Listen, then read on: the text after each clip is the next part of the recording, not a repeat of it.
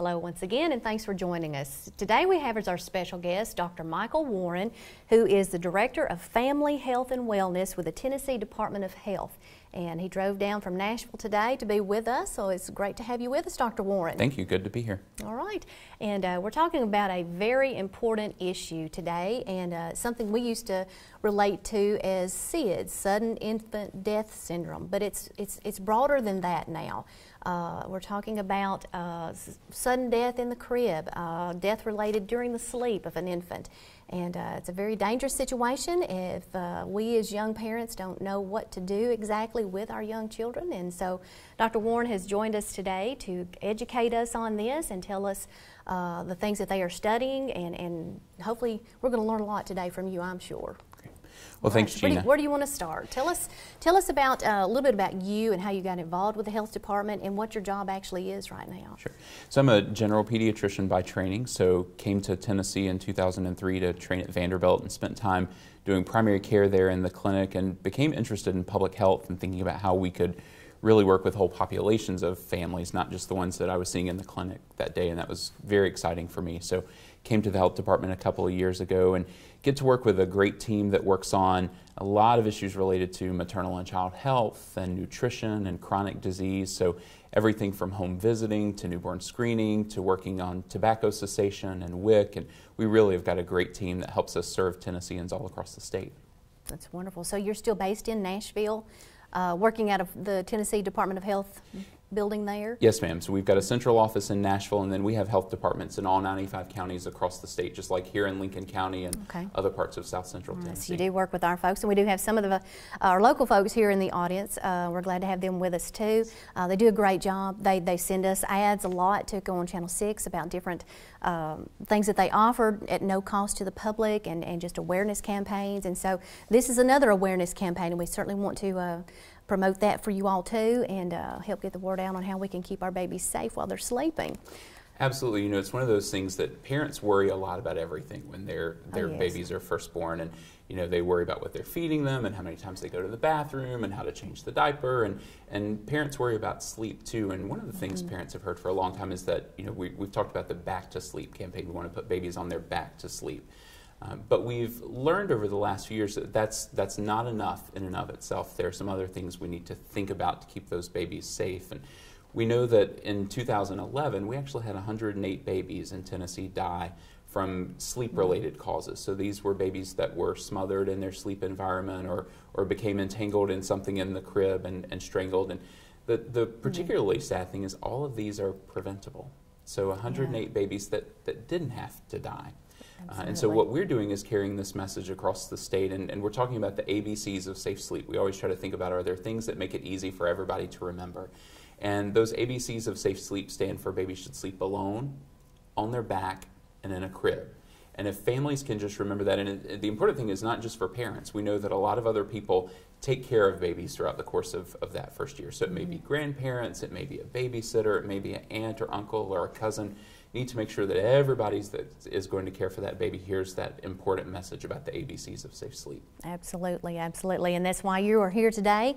And you've actually brought a baby crib into the studio to share with us things, and I'm sure we're all going to be shocked, things we've all done wrong, even though our babies have grown up healthy and thank goodness nothing happened to them. But I can look already and see things that I did wrong as a parent, you know, thinking you're doing the right thing. Right. And you know, and as you all study and see things that change, I know the styles of the cribs have changed, the bedding has changed. Even the instruction that we used to get, we used to hear, put your baby on their stomach, turn their head sideways when you lay them down. And so much has changed over the years. Absolutely has, and that's one of the important reasons to make sure that the message doesn't just stop with parents, but that we reach grandparents and other caregivers, because you're exactly right. And we've had grandparents and aunts and uncles who were told when their children were small, actually by physicians or other medical folks, that this is what you're supposed to do. And you know, one of the funny things about science is that we evolve over time and we learn more and more, and we learn that things that maybe we did at one time that we thought were safe using the best information that we had maybe aren't as safe as we could be anymore. And so it doesn't mean that those were bad parents or that they were doing bad things. They were doing what they thought they were supposed to do at the time. But fortunately, we're at a place where we've learned more and we know things that can keep those babies safe, and so now we want to spread that message. Very good. And what would be the one thing, the one most important thing, and I know we'll go over this in a little bit too, but the one thing we need to remember? So one most important thing. I think the core message is remember back to those ABCs, and that's the really simple thing to do. But if you could do, that, remember ABCs. Babies should sleep alone, on their back, and in a crib. And if you can do those 3 things, your baby is going to be safe. Very good. All right. And Dr. Warren, you've brought some things here that you definitely want to share with us and show us, and then hopefully we'll have some more time. We may think of some more questions we want to ask you and things that come up as we're showing the crib and things that we need to be aware of. So while you're here, we'll get that set up and take a look and learn what we've been doing wrong all these years and help us do better. Sure. All right, now Dr. Warren, we're looking at the crib now, and this looks very, very familiar to most mothers out there. You've got your baby asleep, covered up, you've got the bumper pad, and you've got little things that go with the crib. Right. And this is exactly what my children's crib looked like when they were little. Right. And to most of your viewers, probably, this is going to look like a very warm and cozy and comfortable crib, and what we think the baby needs in order to be safe and comfortable. But in fact, we know there are a lot of things in here that are really dangerous for that baby. And again, it doesn't mean these are bad parents. We all have done things that, if we had the chance to go back and do over again, we'd do differently, or if we learned a different way to do it, we would learn differently. So we just want parents to know moving forward how to best keep their kids safe. So what would we do? I mean, what's wrong with this? Yeah, great question. It looks great. So the first thing when we look at this crib, we've got a lot of stuff in here. And so, we see this teddy bear, it looks plush and friendly, but if our baby were to happen to roll over and their face were to become pressed against that teddy bear, or the teddy bear were to fall over on this baby, the baby could become smothered. So teddy bear, other stuffed animals or toys need to come out of that crib. Same thing for this pillow. Infants really don't need a pillow in their crib with them. We do as adults, we like to sleep on and put our heads on a pillow, but the baby doesn't need a pillow. Again, this pillow could fall over on the baby, or if the baby were to roll and their face were to become pressed against the pillow, they wouldn't be able to breathe. So want to take that out. And so you look at this and say, well, maybe this is okay. Maybe we've gotten those things out. But we've in fact learned that crib bumpers can be dangerous. We thought for a long time babies need these bumpers in case they rolled into the crib slats. Bump their heads. Absolutely. And the funny thing is, if you think about it, a baby generally is not going to roll with enough force against these crib bumpers or these crib slats to actually injure themselves. Parents worry about an arm or a leg becoming entrapped in the crib slats, but the way cribs are made now, they're actually designed so that it's really difficult to be able to get a limb through and become entangled and stuck. That's really unusual. So we want to get these crib bumpers out for a couple of reasons. One, if our baby rolled up and their face was pressed against this, again, there's the risk of smothering and they couldn't breathe.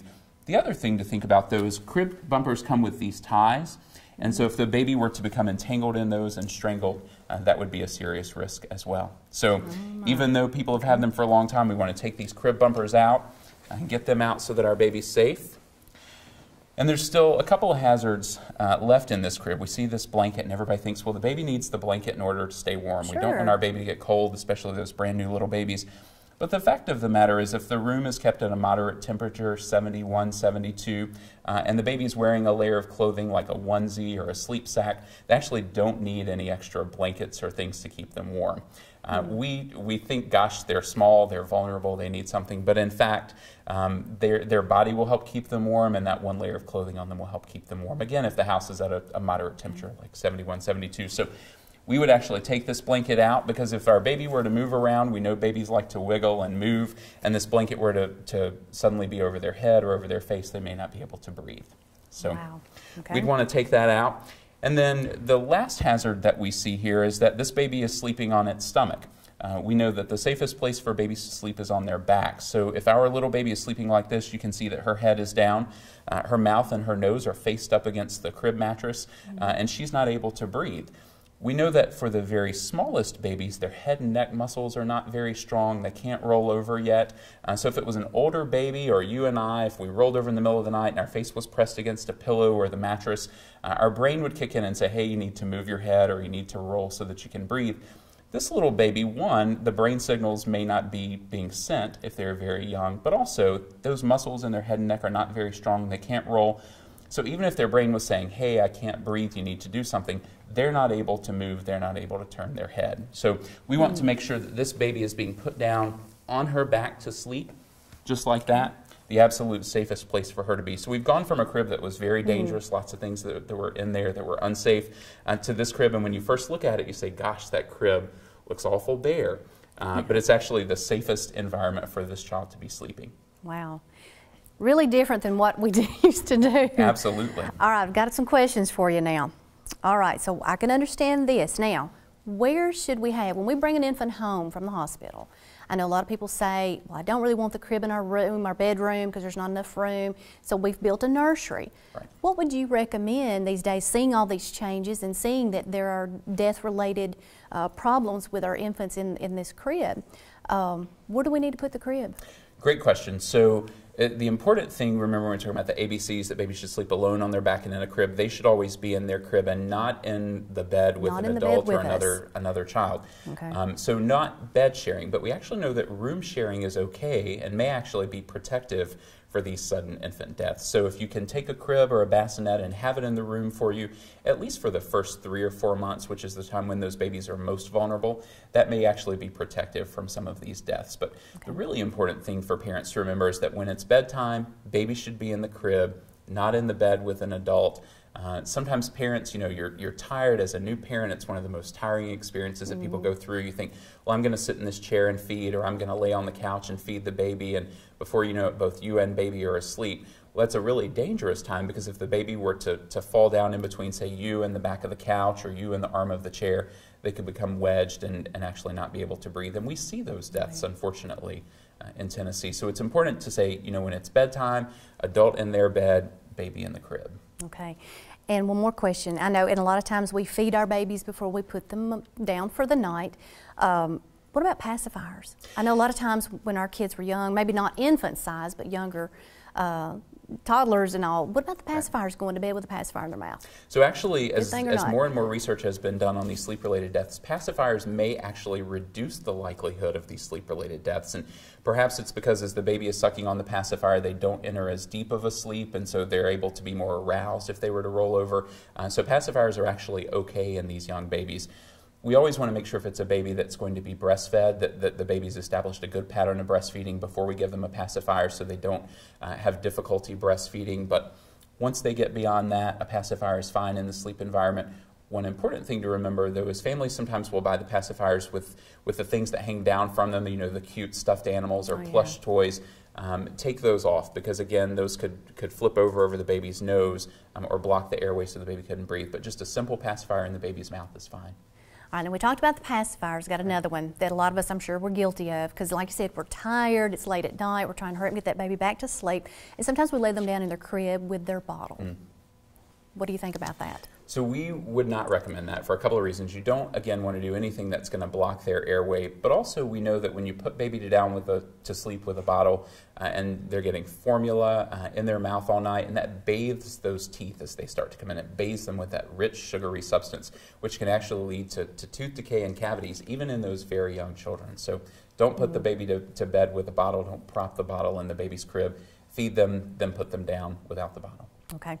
All right. And we're now educated on what our cribs need to look like to keep our babies safe. But there's lots of things in our house, I'm sure, Dr. Warren, that we need to be more aware of. And we as adults can take a lot more abuse of our bodies, I guess you can say, things we get adapted to that are in our homes. But what about bringing a child home for the first time? What are some things that we need to be aware of that could be a hazard to our child, even before they start to crawl? Absolutely. So we always want to think about safety first. And so some very simple safety messages. These infants should always be in a car seat, in the back seat, facing the back of the car. Now we know that they should do that until they're 2 years old. Your recommendation used to be, even when I trained, was 1 year old. We now have more science to show up until age 2 they should face back. So always be in the car seat facing the back. It doesn't matter even if it's a short ride, baby always needs to be in the car seat. We also want to think about things that we can do that protect the baby's health. One of the simplest things that we can do, and we talk a lot about in public health, is vaccination. So babies need to get those shots to protect them from diseases that generally have disappeared. Very rare is it that we have heard of somebody with polio or measles or rubella. We know that for the most part in the United States, those diseases have disappeared, but they exist in other parts of the country. And they've at one time been here in the United States and been fatal or caused severe disability. And those diseases are gone mostly in part because we have vaccines. But we're starting to see some of those pop back up. So many of your viewers may have heard of whooping cough, and they may have even had it as a child. In older toddlers and older children, causes a really severe cough. People used to call it the 100-day cough because it really can last for up to 3 months, and it's just this awful sounding cough. The particular challenge, though, with babies this young is that when they get pertussis or whooping cough, they may not exhibit the cough, they may just stop breathing. And so that actually poses a very severe risk to these children. And it's preventable. We have a vaccine that prevents against that. So babies get the vaccine for whooping cough at 2 months, 4 months, and 6 months, along with a host of other vaccines. So as they get older, they get to be about a year, they get a vaccine for chickenpox. You may have had chickenpox when you were little. I remember I did. Hundreds of bumps all over your body. And it's very rare that we see chickenpox in kids now because we have this vaccine. So those basic immunizations can help keep your child safe. Another great intervention that we talk about a lot is breastfeeding. So we want to encourage every mom to breastfeed their baby. It's something that can start right in the delivery room after birth. Baby literally can be delivered. You cut the cord and you give the baby to mom, and mom can start nursing. So many great benefits of breastfeeding. All those good antibodies that are in mom that help fight against infection can be transmitted to the baby through the breast milk. It's free, it's ready to serve, there's no mixing, you don't have to heat it on the stove, you're ready to go. And we know that there are great benefits to the baby. Those antibodies, like I said, it makes it less likely for the baby to get ear infections or diarrhea. But we also know that moms who breastfeed have a lower likelihood of diabetes and ovarian cancer and breast cancer. And who would have thought that breastfeeding the baby could benefit mom as well? That's right. But some really simple things that they can do. And probably the other important message that we need to make sure folks know is that we never want anybody to smoke around the baby. We never want anybody to smoke, period. It's bad for the adults. But adults can make those decisions for themselves. We don't want folks smoking around their baby, though. We know that smoking increases the likelihood that the baby will die of sudden infant death syndrome, so die in their sleep, but it also increases their likelihood of upper respiratory infections like colds, increased risk of ear infections, and plus it's bad for those adults who are smoking. We know they have an increased risk of heart disease and lung cancer and also things like upper respiratory infections. So don't smoke for yourself, but definitely don't smoke around the baby. Absolutely. And another question too, you know, we talked about the car seat. And I know I just came from the doctor's office yesterday with my daughter, and you see all these babies around there, and when they go to take them outside, especially when it's cold, they cover the car seat or the carrier with a blanket. All right, is the same thing going to apply to something like that? Just to keep the cold air out of their lungs. I'm sure is why we do that. It's not that we're trying to hide our babies or anything, but is there a problem with that too, as far as children, you know, the baby suffocating with the blanket on top of the car seat? That's a great question, especially right now when it's so cold out. And people really worry, is it going to be too cold for the baby? And a good rule of thumb is that the baby should wear one more layer of clothing than you are. So if you've got on a shirt and pants, you know, the baby could have on a onesie and then put on a coat or put them on a blanket. But you always want to be mindful of covering their face because you don't want to do anything that's going to block their nose and their mouth so they can't breathe. In the really young babies, if you're taking them out, put a little hat on them. We know that really little babies lose a lot of heat through their head, so put one of the little hats on. But before they go to sleep, take it off because you don't want it to fall off and cover their mouth. But parents really worry about going out into the cold, and they say, well, I'm not going to go outside or go for a walk or push the baby in the stroller because it's cold. But as long as the baby's wrapped up in one more layer of clothing than you are, then you're generally okay. Well, good. Good. Well, this has been very educational, and there's just so much more, I'm sure, being a pediatrician and your background that you can share with us about raising healthy children. But this has been very eye-opening, and we certainly appreciate you being here and sharing this with us. Where can people get more information? You work for the Tennessee Department of Health. You all have a website, or the brochures we can pick up at our local doctor's offices, or what can we do? So for information on safe sleep, your viewers can go to safesleep.tn.gov, and that's our Safe Sleep website. They can see information about safe sleep and how to keep their baby safe. They can request posters or brochures. A great source of information is always our local health departments. We've got them in all 95 counties. They're probably just a mile or two away from where a lot of your viewers live, so encourage them to go and talk to those folks at the health department. We've actually got home visitors who can come out and provide visits for families with small children, and so that information sometimes can be provided in the home. And then there are primary care providers is always a good source of information. So that doctor or nurse who sees them when they're sick and when they're well and has the opportunity to answer those kinds of questions. Very good. And it's not only for the parents, it's for grandparents, babysitters, everybody out there. They need to be aware of how to better protect our infants. Absolutely. Anybody who's going to put this baby down to sleep needs to know about the ABCs. So if you're getting ready to leave and you're going to leave the baby with grandma or babysitter, you know, before you leave to go out the door, say, you know, do you know about the ABCs of safe sleep? Very good. And again, what are those ABCs? Share them with us one more time. Great. So the ABCs are babies should sleep alone, on their back, and in a crib. All right. Simple enough. And don't put all those toys and pillows in the crib That's with that right. baby. Right. All right. We got to learn that, guys. All right. Well, Dr. Warren, thank you so much for being with us today and sharing all this with us. Appreciate you bringing the baby here. Yep. He took a good nap the whole time, so it's a good baby. So if you have any other questions, get in touch with someone locally, and you will find the answers, I'm sure, right here in Lincoln County. So thank you so much for being with us and coming down from Nashville today. Sure, It's a pleasure my pleasure. having Thank you. you. Thank you. And folks, as always, thanks for watching FPU's Channel 6. And again, that was Dr. Michael Warren with the Tennessee Department of Health, and talking about taking care of our children as they sleep. So we want to prevent any more sleep deaths here in Tennessee. So if you have more questions, get in touch with someone at the local health department, your doctor's office, or check them out online. And again, thanks and have a wonderful day.